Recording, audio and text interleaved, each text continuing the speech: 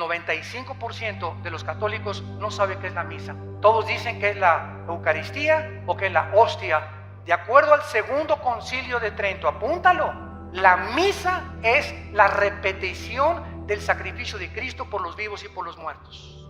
Cuando el Padre entra al altar, el Padre dice: me introduzco al altar de Dios a ofrecer el sacrificio por los vivos y los muertos. En otras palabras, lo que Cristo hizo en la cruz, se lo brincan y están matando a Cristo, volviendo a repetir el sacrificio de Cristo por los vivos y por los muertos.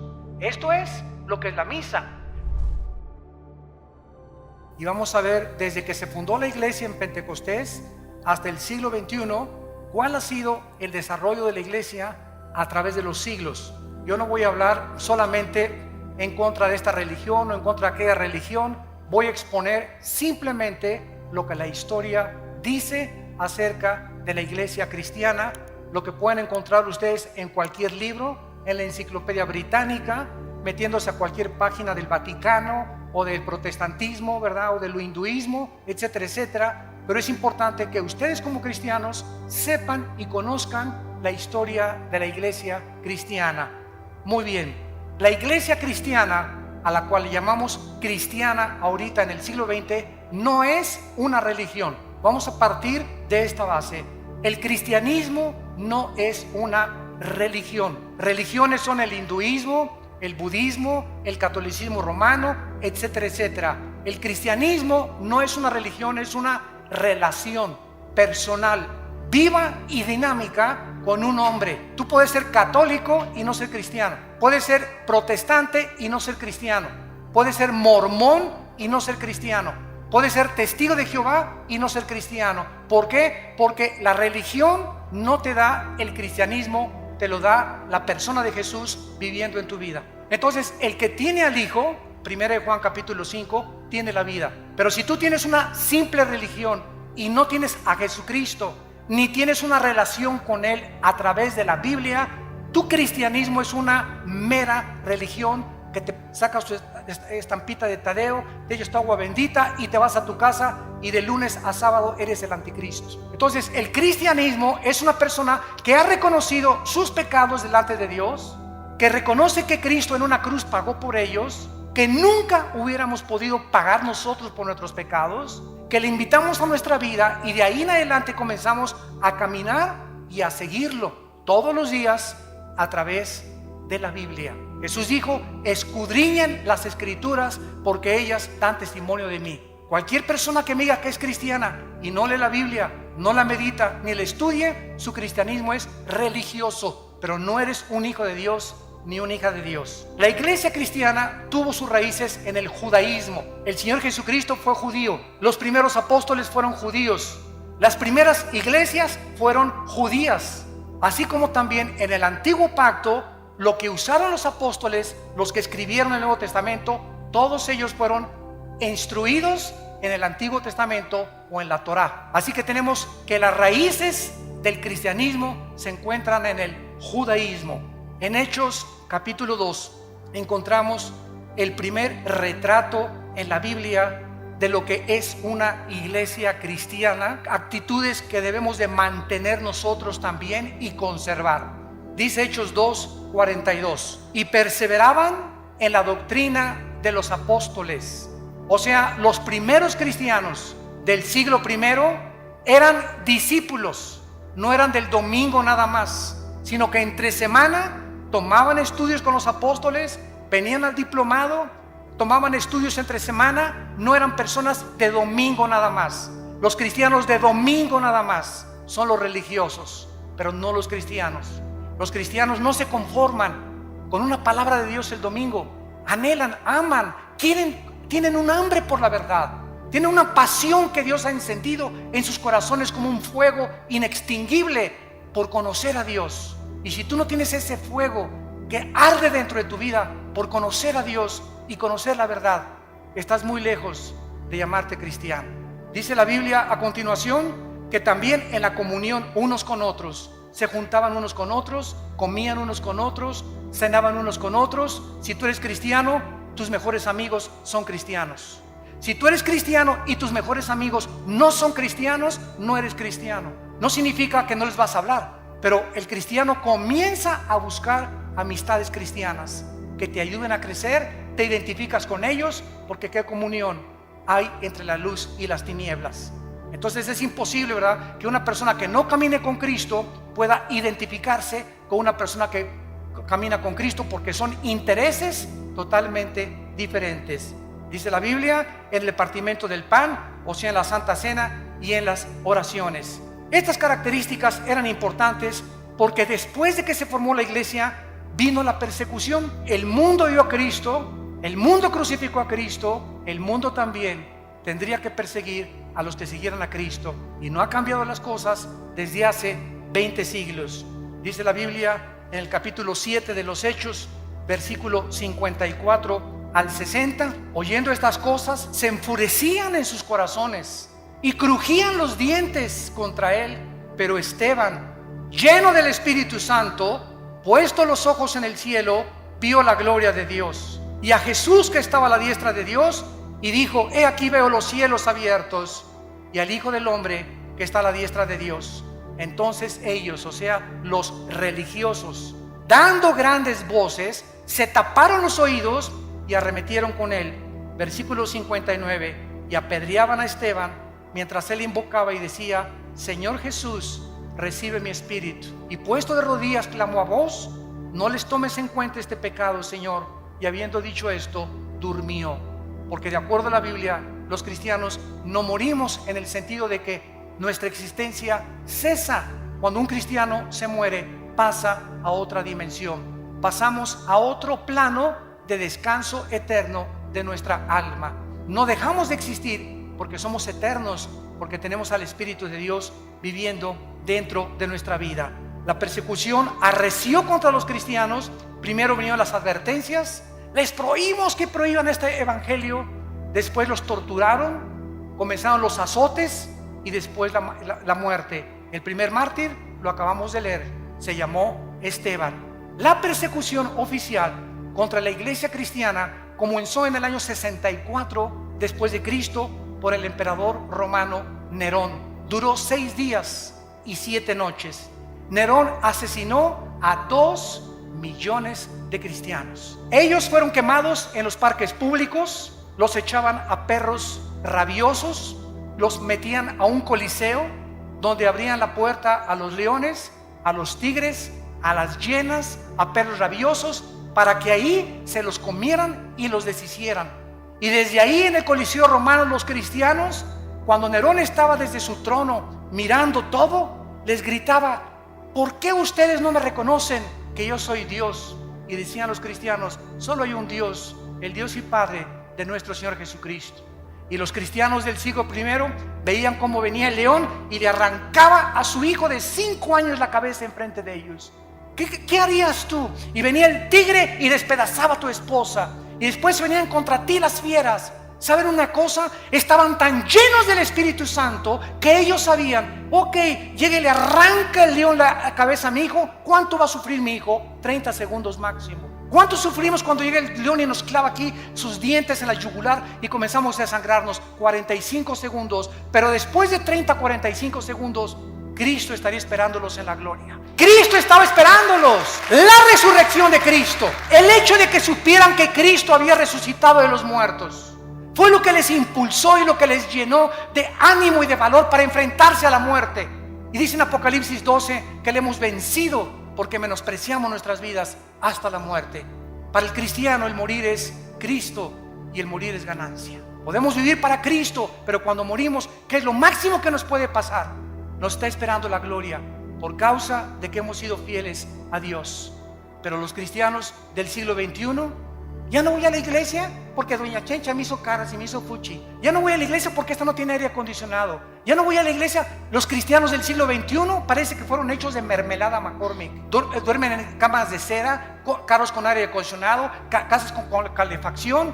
Y ahora, como lo vamos a ver más adelante, ahora hasta los predicadores del siglo XX piden ya hospedarse en hoteles 5 estrellas, a que los reciban a la limusina en el aeropuerto y que les den $500 la noche. Y los cristianos del siglo I, el ejemplo que nos dejaron Pablo en caballo, en azotes, en persecuciones, en trampas. Vean la Biblia, estos eran los cristianos que marcaron y pavimentaron el camino para la iglesia que somos nosotros.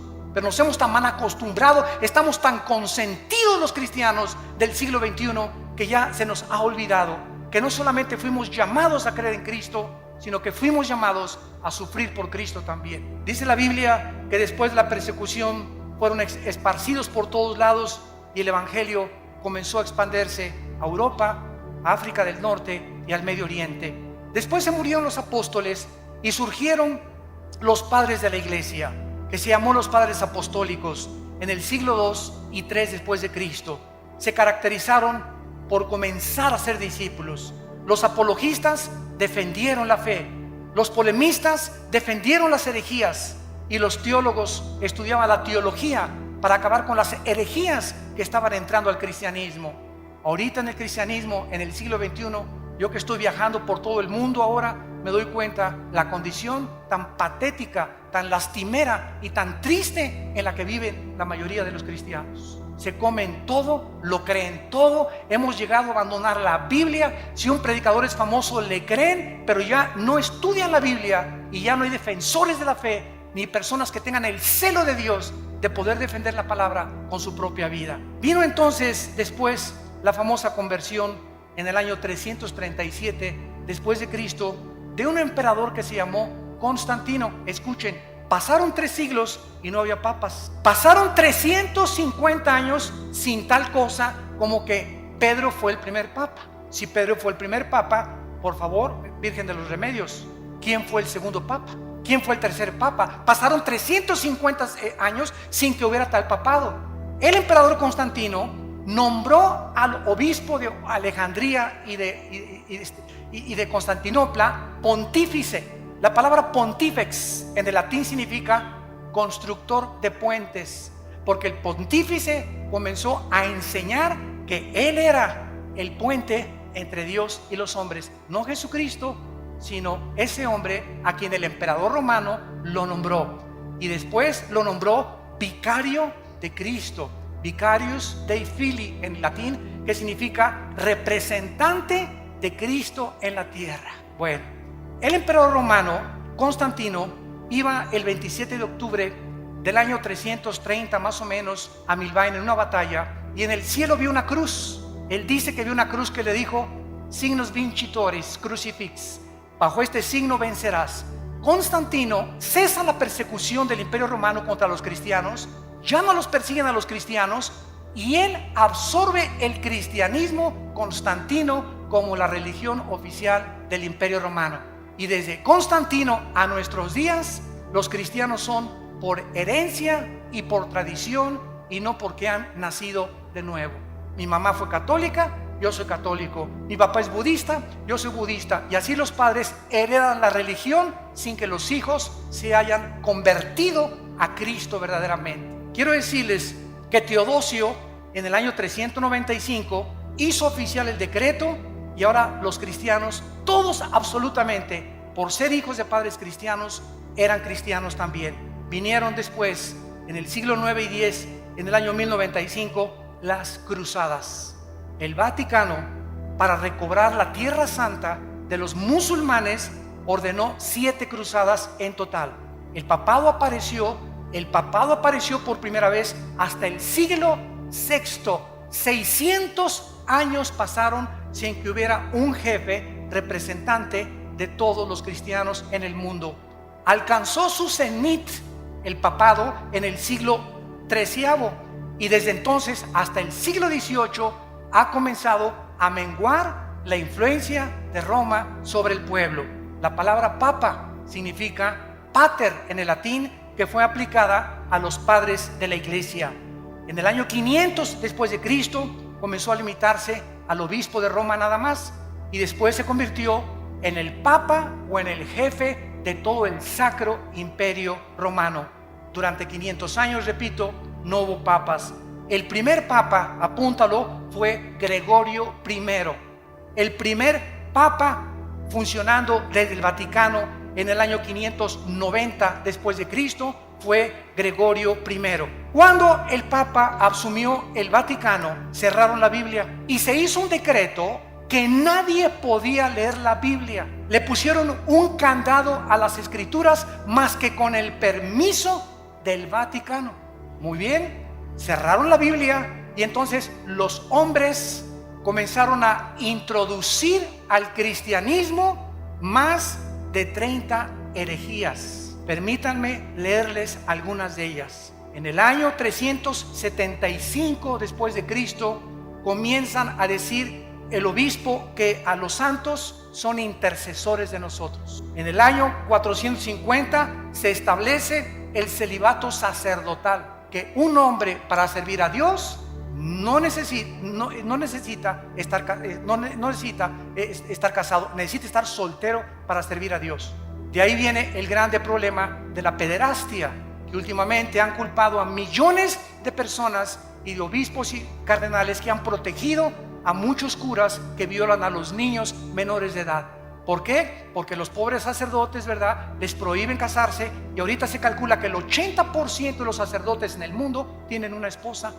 A escondidas, desde luego, debajo de la cama la tienen ahí guardada. Y la mayoría de ellos tienen hijos también, porque el Vaticano no ha querido entender que la Biblia en 1 de Timoteo capítulo 3 la Biblia ordena que los hombres de Dios es mejor que estén casados. Entonces ese fue un invento que se lo sacaron de la manga, el celibato sacerdotal. En el año 666 viene la extrema unción, que si una persona está agonizando y se va a morir y llega un sacerdote y le ponen el santos óleos, la persona ya no tiene por qué irse al purgatorio, porque se le da la extrema unción. Si una persona se fue en pecador, borracho, parrandero y jugador, pero antes de morir le echan aceite, el sacerdote se salva del infierno.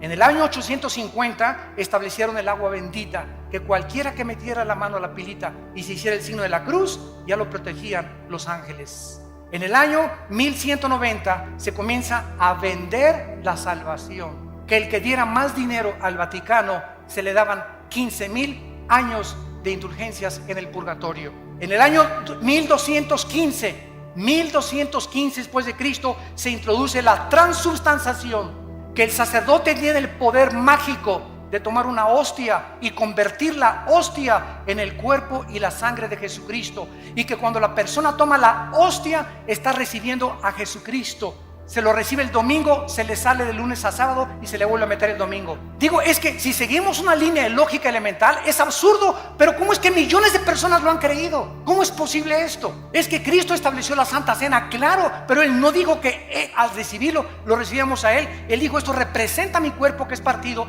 hacelo en memoria de mí. Nunca dijo que teníamos que recibirlo a través de eso. Bueno, esta transubstanciación va en contra de todo el libro en el Nuevo Testamento de los Hebreos, donde la Biblia dice que los sacrificios y todas las cosas fueron suspendidas, y que en una sola ofrenda Cristo, al morir en la cruz, Él ha pagado por todos nuestros pecados. Después la iglesia introduce la misa con la transubstanciación. ¿Saben ustedes lo que es la misa? Yo le he preguntado con mucho respeto, se los digo, y vuelvo a repetir, estoy hablando la pura historia. La misa, el 95% de los católicos no sabe qué es la misa. Todos dicen que es la Eucaristía o que es la hostia. De acuerdo al Segundo Concilio de Trento, apúntalo, el Segundo Concilio de Trento estableció: la misa es la repetición del sacrificio de Cristo por los vivos y por los muertos. Cuando el padre entra al altar, levanta la hostia, y yo me acuerdo cuando yo fui acólito, me acuerdo todavía del latín. El padre dice: me introduzco al altare Dei ad eum quae juventudes meam, quera mis pea, quera mi dea, quera mi repulistis. Me introduzco al altar de Dios a ofrecer el sacrificio por los vivos y los muertos. En otras palabras, lo que Cristo hizo en la cruz se lo brincan y están matando a Cristo, volviendo a repetir el sacrificio de Cristo por los vivos y por los muertos. Esto es lo que es la misa. Por eso a los cristianos se nos prohíbe en Efesios 5, en 2 Corintios capítulo 6, que no hay comunión entre la luz y las tinieblas. No podemos los cristianos participar de un rito donde están ofendiendo lo que hizo Cristo en la cruz del Calvario. En el año 1303 se declara la peor de las herejías, que fuera de Roma no hay salvación. que es la iglesia la que salva, no Cristo. La iglesia romana es la única que puede salvar. 1546 se agregan a la Biblia los libros apócrifos, que son más de 11 libros que no fueron aceptados como el canon de los padres apostólicos. En 1860 se declara la infalibilidad papal. ¿Qué significa? Que el Papa no puede cometer errores al hablar ni al dar una encíclica. Lo que el Papa dice es Dios hablando. En 1860 se decretó que la misa, fíjense ustedes, que el Papa es infalible, que no puede equivocarse. Muy bien, pasan aproximadamente como un siglo, 1960 y 61, y el Papa Juan XXIII, un Papa gordito, a mí me caía muy bien porque era muy honesto. El Papa Juan XXIII, por primera vez desde el año 350 después de Cristo, por primera vez en la historia, el Papa Juan XXIII, en 1961, abre la Biblia y comienza a leer y comienza a decir: ah, caray, ah, Chihuahua, cuánto apache. Dios mío, pero ¿qué es esto? Dios mío, pero ¿qué es esto? Dios mío, pero este libro lo hemos abandonado. Y entonces el Papa Juan XXIII manda quitar la misa en latín, y ya no se da en latín la misa.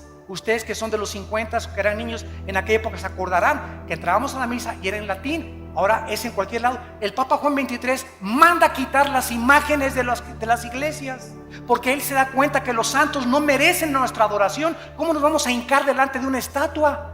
Y manda quitar las estatuas de todas las iglesias. Hay muchas que lo siguen todavía llevando porque son iglesias muy radicales, pero el 80% de las iglesias católicas en el mundo ya no tienen imágenes más que de María de vez en cuando. El Papa se declara infalible. En 1634 se promulga que solo el Papa puede decir quién es santo y quién no es santo, en la famosa canonización. Que si una persona se muere, el Vaticano investiga si esa persona nunca rompió un plato o si esa persona hizo un milagro, para que se le pueda decir que es santo. Si tú lees el Nuevo Testamento, y les digo a todos mis hermanos católicos en el mundo que nos escuchan, que son verdaderamente cristianos, todas las epístolas a los Corintios, a los Efesios, a Filipenses, a Colosenses, a Tesalonicenses, comienza Pablo a los santos de Corinto, a los santos de Filipo, a los santos de Efeso. La Biblia nos declara santos en vida, no después de muertos. ¿Por qué? Porque la palabra santo no significa que seamos buenos. La palabra agios en el griego, que se tradujo santo, significa apartados para el servicio de Dios. De buenos no tenemos nada más que a Jesús dentro de nosotros, porque somos unidos dentro de maldad.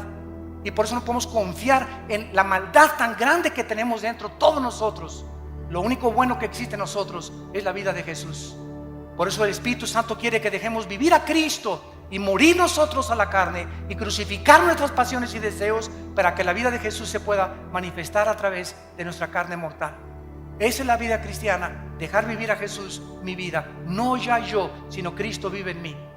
Y lo que vivo ahora en la carne, lo vivo en la fe por el Hijo de Dios. En el año 2000, que nos toca a todos nosotros, el Papa Juan Pablo II declara a María corredentora junto a Cristo de nuestra salvación. No solamente Cristo murió por nuestros pecados, María también. Los cristianos, déjenme decirles, respetamos a la Virgen María más que cualquier católico. Los católicos le han dicho de los remedios de los lagos de Zapopan, de la Macarena, de los remedios, y le han puesto nombres de Guadalupe, y la Virgen no se llama Lupita ni se llama de Zapopan, la Virgen se llama María, y nosotros la respetamos como la madre de Jesús y como una mujer increíblemente humilde. Pero ella no murió por sus pecados. Ella en Lucas capítulo 2, y esto está en las Biblias católicas, dice: me regocijo en Jesús mi Salvador. María le llama a su hijo su Salvador. ¿Cómo es posible que podamos creer que ella también está pagando por ella? No fue crucificada. Es Cristo el único que merece la gloria, el Hijo de Dios. Ante estas barbaridades y estas herejías, que la mayor parte de las personas están ciegas, solamente cuando se nos caen las vendas y leemos la Biblia, nos damos cuenta que tenemos que escoger a quién le hacemos caso: a la Biblia o a los hombres, a los que nos enseñaron estas barbaridades sin tener apoyo en la Biblia, o le hacemos caso a la palabra de Dios. En Gálatas 1 del 6 al 8, dice la Biblia que si alguien anuncia otro evangelio o si alguien predica otra verdad que la que no está en la Biblia, queda bajo maldición. En 1 Timoteo capítulo 6 del 3 al 5 dice: si alguno enseña otra cosa y no se resume solamente y conforma a las palabras sanas de Jesucristo, nada sabe, está envanecido, delira acerca de cuestiones, contiendas donde nacen envidias, pleitos, disputas de hombres necios, pervertidos, que han desechado la verdad de Jesucristo. La Biblia es la única guía, la única lámpara, la única luz que nosotros podemos tener. Sea la Biblia veraz, sean los hombres mentirosos. Después de esto vino la famosa Inquisición, que fue el colmo de Roma. Las matanzas y masacres contra todos los que se decían cristianos, los que no se sujetaban a Roma y al Vaticano, los que leían sin permiso la Biblia, como a miles de judíos y enemigos en 1198 después de Cristo. En el año 1198 después de Cristo, el Papa Inocencio III, apúntalo, Inocencio III ordena asesinar y exterminar a todos los que no le obedecían a él y no a la Biblia. Se confiscaban los bienes de las personas, los bienes materiales de las víctimas, los cuales pasaron a ser propiedad del Vaticano. Francia, España, Italia y Alemania y los Países Bajos sufrieron los errores. En el nombre de Dios se comenzó a matar a la gente, en el nombre de Dios. La religión, no el cristianismo. Por eso comenzamos poniendo las bases. El hecho que lo hayan hecho en el nombre de Dios no era el Dios de la Biblia, era el Dios que ellos han inventado. Solo en los años 1540 a 1570 el Vaticano asesinó a más de 1 millón de personas, más de 1 millón de personas en el nombre de Cristo. El Vaticano usó la Inquisición para mantener su poder. Y en el siglo XVIII el Vaticano era el estado más millonario y rico de toda Europa. Ningún rey en Europa podía hacer nada, ni casarse con ninguna persona sin permiso de Roma. Se convirtieron en dictadores totales de Roma. En este tiempo se levantaron 4 hombres de Dios. Petrarca, en el siglo XII y en el siglo III, caudillo del Renacimiento italiano. Petrarca se paró enfrente del Vaticano y les gritó: cueva de ladrones, cueva del infierno. Lo crucificaron. Juan Wycliffe, profesor de la Universidad de Oxford, Inglaterra, predicó contra la tiranía espiritual del clero, se opuso a los papas, a los cardenales, a los monjes y defendió el derecho de que el pueblo podía leer la Biblia. Lo asesinaron. Juan Hus, rector de la Universidad de Praga, discípulo de Wycliffe, predicador intrépido, ataca los vicios del clero y el estado corrompido del Vaticano. Condenó la venta de la salvación, de las indulgencias, rechazó la enseñanza del purgatorio que no está en la Biblia, fue quemado vivo. Y los que seguían a Hus los condenaron a muerte en la hoguera por órdenes del Vaticano. Giacomo Savonarola, originario de Florencia, Italia, denunciaba como un profeta hebreo el sensualismo, los vicios y los pecados del Vaticano, porque a los 12 años de edad comenzaron a nombrar papas. Había papas que tenían 12 años de edad, eran niños y los hicieron papas y nombraron a más del 45% homosexuales, jefes de la iglesia y representantes de Dios en el mundo. Giacomo Savonarola quiso acercarse al Papa Alejandro VI, apúntalo, el Papa Alejandro VI le dice a Giacomo Savonarola: te ofrezco hacerte cardenal si te callas la boca. Él dijo: no me callo. Lo ahorcaron y lo quemaron en la Plaza Mayor de Florencia, 19 años antes que Martín Lutero publicara sus 95 tesis en la Catedral de Wittenberg, Alemania. Y así llegamos al año 1546-50, cuando un monje llamado Martín Lutero vivía en Alemania y quería ser monje, un hombre sincero. Y pasó por Alemania un hombre llamado Juan Tetzel. Y Lutero oyó desde el convento donde él estaba recluido que este hombre que envió el Vaticano traía una caja y pasó por todas las calles de Berlín y por todas las calles de Alemania anunciando: en el momento que ustedes pongan un chelín en la bolsa que traigo aquí en esta cajita, el Vaticano les va a quitar 5,000 años de purgatorio. Cuando Lutero oyó que el Vaticano estaba vendiendo la salvación, se horrorizó. Y entonces, de alguna manera, una Biblia llegó a sus manos y leyó en Romanos 1:17, el justo por la fe vivirá. No por las obras ni por lo que demos a la iglesia, sino por lo que Cristo hizo en la cruz. Entonces él se levantó totalmente del monasterio, se salió y fue a la catedral de Wittenberg y escribió Lutero las 95 tesis que decían: esto dice la Biblia, esto dice el Vaticano. Lo clavó en la catedral de Wittenberg en Alemania, pues se armó la revolución. Agarraron las tesis, se las mandaron al Papa, y pues ya saben ustedes, ¿verdad?, que lo mandan llamar a Martín Lutero, y el Papa Sixto IV en el año 1476 había iniciado la doctrina de que se podía comprar la salvación con dinero. ¿Se parece a la iglesia del siglo XXI? Al ratito llegamos para allá. La venta de estas indulgencias era un permiso para pecar. O sea, tú puedes ser adúltero, tú puedes fornicar antes de casarte, pero si das dinero, se te perdonan los pecados. En 1517, Juan Tetzel comenzó a perdonar a todo mundo, y en el 31 de octubre de 1517, Martín Lutero clava las 95 tesis en Alemania. El Papa León X excomulga a Lutero porque Roma podía mandar al infierno a los que ellos querían. Se llama la excomunión. Y le dijo a Lutero: te damos un mes, Lutero, para que te retractes de lo que acabas de decir. Lutero quemó públicamente la bula papal del Papa, y entonces Carlos V, emperador del Sacro Imperio Romano, Alemania, Austria, España y Países Bajos, invitaron a Lutero para que se presentara y se negara de lo que él había dicho. Lutero llegó y estaban como 100 cardenales del lado derecho, como 100 cardenales del lado izquierdo, y el Papa sentado en su trono. Y le dijo el Papa enfrente de todos el juicio que le hicieron: Martín Lutero, niegas lo que tú escribiste. Y Lutero llegó con la Biblia. Y Lutero dijo: aquí están las Sagradas Escrituras. Si cualquiera de ustedes que están aquí me demuestran con la Biblia que yo estoy equivocado, me arrepiento y niego lo que yo escribí. Nadie se pudo levantar para debatir a Lutero, porque nadie había leído la Biblia en 500 años. Todo era lo que los hombres habían inventado. Lo declararon muerto a Lutero, lo sentenciaron a muerte el Vaticano, y entonces los amigos o los príncipes alemanes le escondieron y le protegieron. En 1529 el Vaticano prohíbe las enseñanzas luteranas y les llama a los que seguían a Lutero protestantes, por primera vez, por protestar contra lo que el Vaticano enseñaba. En el año 1559 había más de 400,000 protestantes y les cambiaron el nombre a hugonotes.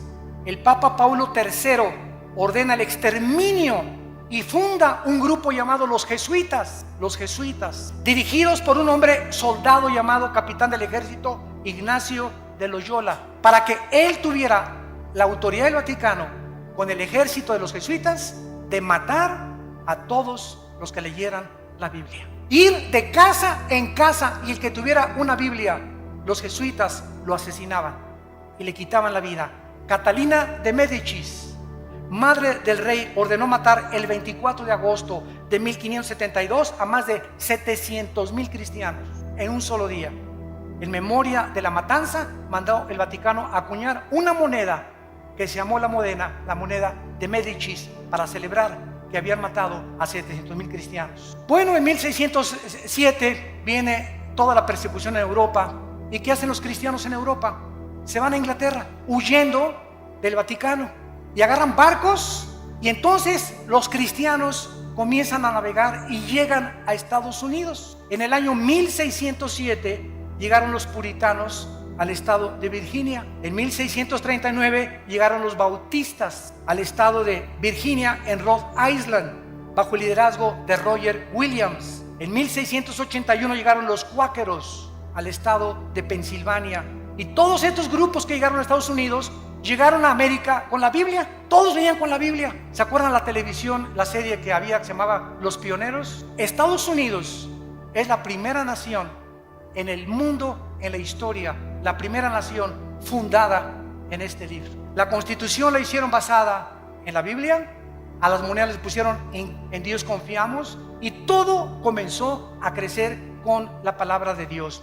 Después vinieron las misiones y tenemos las vidas como David Livingstone, Hudson Taylor, que fueron a la China a evangelizar a los chinos, a Guillermo Cary a la India, Morrison, Moffat, todos estos hombres que dejaron el confort de sus vidas y se fueron a predicar el evangelio al mundo entero. Y entonces llegamos al siglo XIX, o el siglo finales del siglo XIX, principio del siglo XX, cuando comienza la apostasía de las iglesias protestantes o cristianas, como les llamamos ahora, evangélicas. A mediados del siglo XIX, escúcheme con cuidado, todas las principales universidades norteamericanas, escuchen, Harvard, Princeton y Yale, fueron fundadas por pastores. Las más grandes universidades del mundo ahorita, Princeton, Yale y Harvard, fueron fundadas por pastores con principios de la Biblia. Pero ¿qué sucedió? Que comenzaron a mandar a los estudiantes a Europa. Y en Europa en el siglo XX comenzó el racionalismo francés y el ateísmo alemán, donde Jacques Rousseau y todos los grandes ateos del siglo XX comenzaron a atacar la Biblia, y los cristianos que venían de Europa, estudiantes que llegaron a enseñar en los seminarios teológicos norteamericanos, comenzaron a introducir todas las herejías del racionalismo filosófico europeo, y comenzó a leudarse poco a poco las iglesias protestantes o las iglesias evangélicas. Quiero nombrarles a ustedes las 8 verdades fundamentales del cristianismo, los 8 pilares sobre los cuales debe estar edificada una iglesia o una persona que es cristiana. Número 1, la inspiración de la Biblia como la única regla de fe y conducta. Solo la Biblia es nuestra regla de fe y conducta, no la Biblia más los sacramentos, la Biblia más la perla de gran precio, como los mormones, la Biblia más doctrinas y convenios de los mormones, la Biblia más las enseñanzas de la atalaya, como los testigos de Jehová. Todas las sectas se caracterizan por la Biblia más otra cosa. El cristiano es solo la escritura, solo la Biblia, solo la fe. En segundo lugar, el nacimiento virginal de Cristo. Cristo nació virginalmente mediante una virgen llamada María. Número 3, la deidad de Cristo. Cristo tenía 2 naturalezas: la naturaleza humana, que fue la que murió en la cruz, y tenía la naturaleza divina. Jesús dijo: el que me ha visto a mí, ha visto al Padre. Número 4, la doctrina de la Trinidad. El Padre, el Hijo y el Espíritu Santo son la misma esencia, manifestado en 3 diferentes personas. Número 5, la resurrección de Jesucristo corporal. Los testigos de Jehová enseñan que resucitó en gases. Nosotros decimos, la Biblia dice que resucitó físicamente. Número 6, la salvación por gracia sin las obras de la ley. Ahora hay una doctrina en el cristianismo que se llama que se puede perder la salvación. Cuando una persona me dice, ahora que estuvimos mi hermano y yo en un país de Sudamérica, teníamos ahí como 500 pastores, y todos me preguntaron: hermano Alducin, ¿se pierde la salvación? Y yo les dije lo siguiente: es tan fácil como esto. Roma dice: la salvación más los sacramentos igual a la salvación. O sea, es por gracia, pero también las obras te dan la salvación. Esa doctrina entró a nuestras iglesias. Y ahora los que dicen que se pierde la salvación dicen esto: no, yo acepto que Cristo me salvó por gracia, pero me tengo que portar bien y ya no tengo que pecar para poder entrar al cielo. O sea, están agregándole méritos a la obra de Cristo. Hay 5 pasajes en el Nuevo Testamento que implican o que parecen enseñar que se pierde la salvación, como el Apocalipsis 3:5, el que no venciere será borrado del libro de la vida. A ver, hermano, aquí dice que será borrado el libro de la vida. Digo, mira, léelo con cuidado. Por eso tenemos que estudiar la Biblia. ¿Quiénes va a borrar del libro de la vida? Los que no son vencedores. Ah, pues sí, ¿verdad? ¿Y quiénes son los vencedores? 1 Juan 5, 4 y 5, los que somos hijos de Dios. Entonces, claro que los somos hijos de Dios, nunca van a ser borrados del libro de la vida. Ah, pues chino, chavieso. Y así comenzamos a ver que cada pasaje que usan para disque enseñar que se pierde la salvación, lo sacan fuera del contexto y hacen un pretexto de la palabra de Dios. Número 7, la redención es por la sangre de Cristo, no por la misa ni por ninguna otra cosa. Y número 8, necesitamos nacer de nuevo. El ser humano necesita ser regenerado para entrar al reino de Dios. Muy bien, y terminamos con lo que es la apostasía de la iglesia en el siglo XXI. Abróchense el cinturón. Ahora voy a hablar lo que está pasando en las iglesias cristianas y que necesitamos nosotros los predicadores pasarle la estafeta a nuestros jóvenes, a la segunda generación, y volver a enseñarles a que regresemos a la Biblia otra vez, porque los cristianos del siglo XXI estamos abandonando la Biblia. Y si estamos criticando a Roma que vende la salvación, yo conozco iglesias cristianas que venden la salvación. Ya no tenemos por qué jactarnos ni presumir que somos mejor que el Vaticano. Por eso les dije, les voy a hablar la verdad. Yo conozco iglesias que venden la salvación y predicadores en la televisión que te venden la salvación. Si tú les mandas $50. En 1960-70 comenzó un cura católico en Centroamérica llamado Camilo Torres. Yo admiro a este hombre. Él era sacerdote católico, él no conocía la Biblia, pero él estaba harto de la pobreza y que él no podía cambiar con lo que Roma le decía la vida de toda la gente pobre en Centroamérica, Guatemala, Honduras, etcétera, etcétera. Entonces Camilo Torres, ¿saben lo que hizo? Agarró una AK-47 y formaron grupos armados para poder comenzar a usar el comunismo y a través de la liberación de los estados opresores dictatoriales quitar la pobreza a la gente. Esto se llamó la teología de la liberación, que fue una mezcla de cristianismo con el comunismo. Y él era un hombre sincero, Camilo Torres. Después encontramos que pasó el tiempo y el cristianismo se comenzó a mezclar con el misticismo de los hindúes y de las filosofías orientales. Comenzamos a darles en los 70s y en los 80s del siglo pasado, a darle más experiencia y más validez a las experiencias místicas, y se comenzó a propagar la mentira. No vamos a hablar de doctrinas, las doctrinas nos dividen. Si leemos las cartas de Timoteo, le dice Pablo a Timoteo, predica la doctrina. Y comenzaron a decir, no hablemos de doctrinas, vamos a hablar mejor del amor, porque las doctrinas nos dividen. El pueblo de Dios comenzó a enseñar que si tú no hablas en lenguas, no tienes a Cristo. Que si no hablas en lenguas, no tienes el bautismo del Espíritu Santo. Esto es una herejía. Porque el don de lenguas, gracias a Dios por él, y no estamos en contra de este don.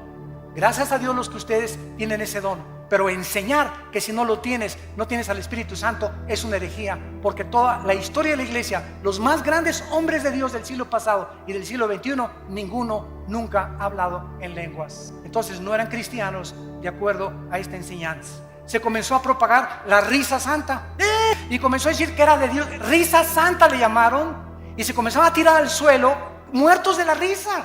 Y comenzaron a filmarlos todos los enemigos del evangelio y comenzaron ya en el suelo a ladrar como perros, comenzaron a ladrar como animales. Después vino el vómito santo. Es santo en la iglesia, enfrente de todos, que porque lo que salía era el bautismo del Señor. Después comenzaron a mandar por la televisión trapos ungidos. Quiero decirles que si me mandan $100, este trapito se ungió con aceite de Israel. A mí qué me importa que haya sido con aceite de Metepec. El aceite del Antiguo Testamento no era el santo, representaba la unción. No había nada del aceite que fuera santo, era el símbolo que él representaba nada más. Y ahora la gente, porque este es aceite de Jerusalén, ya tiene más validez que el aceite de olivo o que el aceite que hacen en cualquier otro lado. Y comenzaron a ungir trapos, pero el predicador era famoso. Y como yo soy famoso, te mando el trapito, mándame $50 y lo pones bajo tu almohada y te quita el dolor de cabeza, o te va a proteger de los demonios. O si me mandas $100, alejaré las maldiciones de tu casa.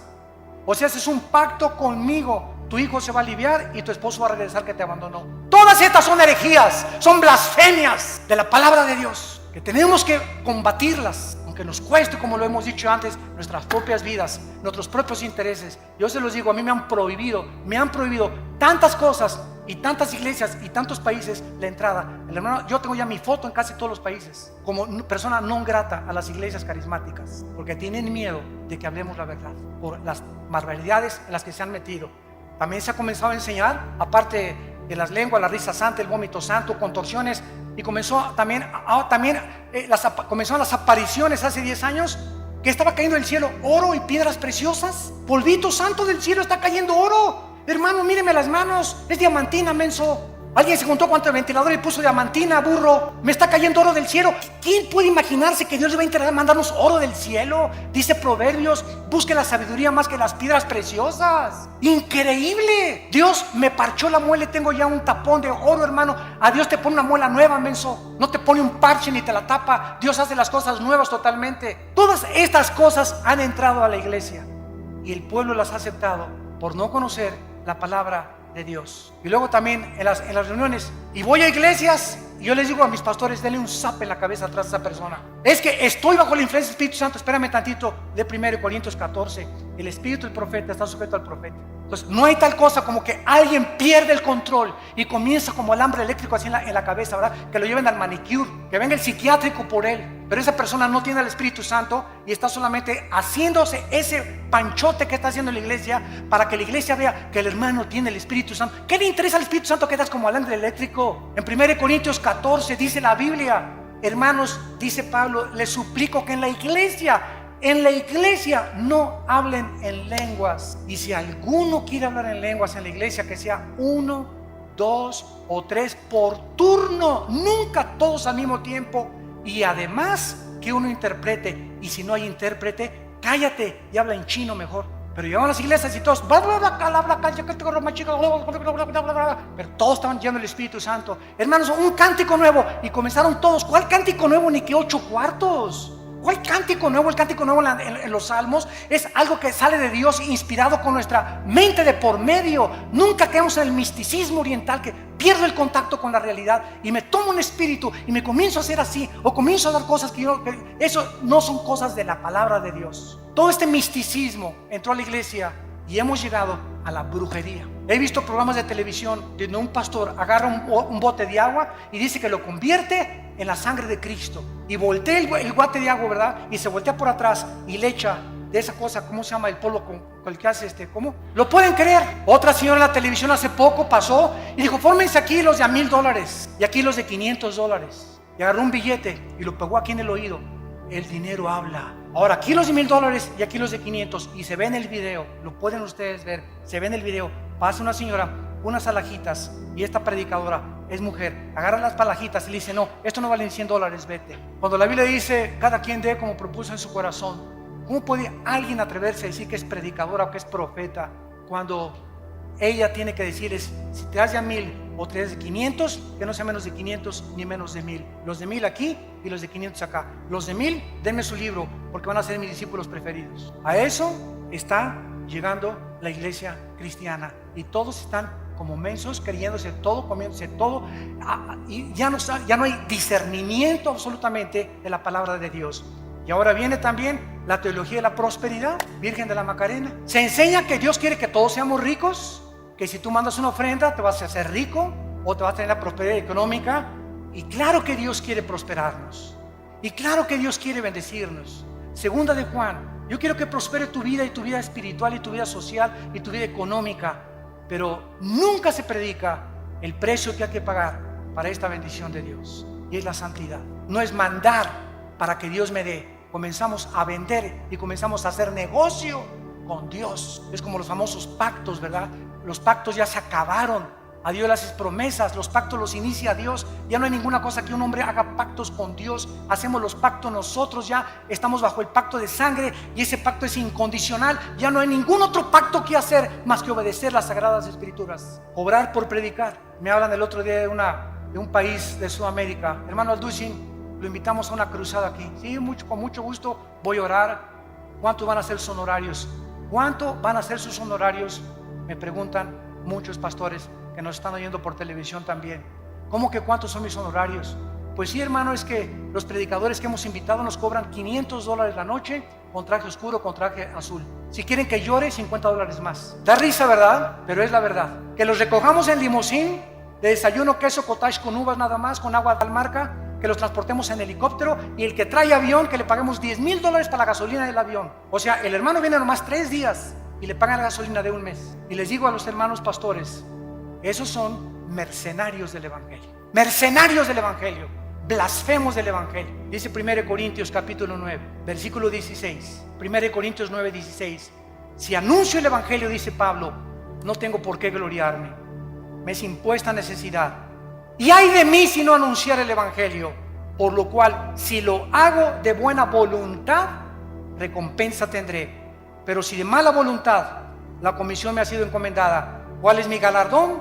Que predicando el evangelio, presente gratuitamente el evangelio de Cristo. ¿Qué me dicen los hermanos? Bueno, ¿qué nos pide entonces, hermano Alducin? Miren, pues págame el avión y un hotel, no importa si es una estrella. Ahora que fui a Guatemala estuve en un hotel, ¿verdad? De una estrella, creo que el ventilador casi me cae en la cabeza. Anduve 2 veces en burro y en caballo, no había ni en qué transportarme al estadio donde fue la cruzada de casi la mayoría indígenas. Imagínense ustedes, somos mejores que Cristo y que Pablo nosotros. ¿Qué pastores pirruration ni qué nada? Exigir esas cosas, ¿cómo es posible que hemos llegado a ese grado?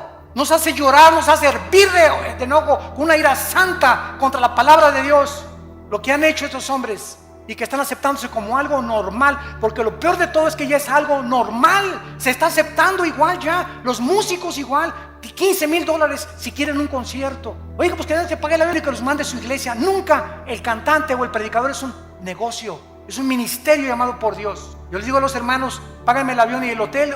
Si me quieren acostar en el suelo, una cama de piedra, una cama de piedra. ¿Por qué acepto la invitación? Porque oré y Dios me quiere mandar a ese país. Y sabe una cosa, si ustedes me quieren dar una ofrenda, dénmela. Y si no me quieren dar una ofrenda, no me la den, porque yo no voy por ustedes, yo dependo del Dios Altísimo que está en el cielo. Recuerdo una vez regresando de una iglesia del centro de la República Mexicana, hace muchos años, venía con mi hijo Alán, que estaba chiquito. Tuve 8 días predicando en una cruzada en una ciudad, me reservo el nombre, y también los hermanos no me dieron ni para la gasolina. Tenía una combi vieja en aquel tiempo. Cuando pasábamos, Alán y yo tuvimos que empeñar nuestros zapatos que traíamos y el reloj que traía para pagar la caseta y regresar a casa. No me dieron ni para la gasolina y los bendije y no guardé rencor contra ellos. A los 3 días me llegó un cheque por el triple lo que me hubieran querido dar. Nuestra provisión. ¿De dónde viene nuestro socorro? ¿De dónde? Acuérdate de eso. Acuérdense eso, predicadores que me están escuchando. Nuestro socorro viene de arriba, no de los hombres, ni el aplauso de los hombres también. Y finalmente hemos llegado ya al final del siglo XXI, donde ahora la última herejía se llama el ecumenismo. Predicadores cristianos están permitiendo que ministros católicos, budistas o de otras religiones ocupen los púlpitos cristianos. Estamos uniéndonos, dizque para que todos seamos uno. Espérame tantito, podemos ser unos mediante la verdad. No, el amor sin la verdad no es amor, es pasión y es solamente algo que brota de la carne. Es que mis hermanos católicos, mis hermanos mormones, espérame tantito, dice la Biblia que hermanos somos los que tenemos a Cristo. No le llames hermanos a cualquiera, todos somos criaturas de Dios, pero a los que le recibimos nos dio la potestad de ser hechos hijos de Dios. Así que discúlpame, pero no eres mi hermano. Eres mi hermano si tienes a Cristo en tu vida. Y esto es lo que nos muestra la palabra de Dios. Yo soy el camino, dijo Jesucristo, yo soy la verdad y yo soy la vida. No hay ningún otro nombre dado bajo el cielo a los hombres en que podamos ser salvos. Hermanos en Cristo y los que nos ven por la televisión, es hora de regresar a la Biblia. Es hora de volver a desenterrar estas verdades escondidas que están siendo pisoteadas y aceptadas por el mundo entero. Aunque seamos desechados y rechazados, porque los hombres de Dios al final quedan solos en su vida. ¿Somos más grandes que Cristo? Abandonado por todos los discípulos. ¿Somos más grandes que Pablo? En una prisión en Roma, Pablo me abandonó. Alejandro, el calderero, el único que tenía era Timoteo. ¿Dónde están todos los que sané, dijo Cristo en la cruz? ¿Dónde están todos los demonios que le saqué a las personas? ¿Dónde están todas las personas que multipliqué el pan y les alimenté? Cristo murió solo en la cruz. ¿Somos mejores que Él? ¿Y por qué buscamos entonces la grandeza, el reconocimiento y el aplauso de los hombres o una posición de autoridad en la iglesia? No busques grandezas, dice el profeta Jeremías. Busca a Jesucristo con todo tu corazón, con todas tus fuerzas y con toda tu alma, porque es el más grande mandamiento de todos. Oremos. Padre, te damos gracias por estas verdades de tu santa palabra. Levanta una generación nueva, Señor, hombres inflamados con la pasión del Espíritu Santo, que contendamos ardientemente por la fe que nos ha sido dada una vez, nada más. Pero ustedes, amados, tengan memoria de las palabras que antes fueron dichas por los apóstoles de nuestro Señor Jesucristo, que en los últimos tiempos vendrían burladores, andando según sus malvados deseos, padres abandonando a sus hijos, madres abandonando a sus hijos, jóvenes dándole rienda suelta a sus pasiones sexuales, divorcios, pederastia y depravación moral. Estos son los que causan divisiones los sensuales que no tienen al Espíritu. Pero ustedes, amados, edifíquense sobre vuestra santísima fe, orando en el Espíritu Santo. Consérvense en el amor de Dios. Esperemos la misericordia de nuestro Señor Jesucristo para vida eterna. Algunos que dudan, convéncenlos. A otros, sálvenlos arrebatándolos del fuego. Y de otros, tengan misericordia, porque aún su ropa está contaminada por tanto pecado. Y aquel que es poderoso para guardarlos sin caída y presentarlos sin mancha delante de su gloria con gran alegría, al único y sabio Dios, nuestro Salvador, sea gloria y majestad, imperio y potencia, ahora y por todos los siglos. Amén. Quiero darles la bienvenida a mi canal oficial de YouTube, en donde podrán encontrar bastante contenido y material, como series, conferencias, programas y mensajes que serán de grande bendición y edificación para tu vida.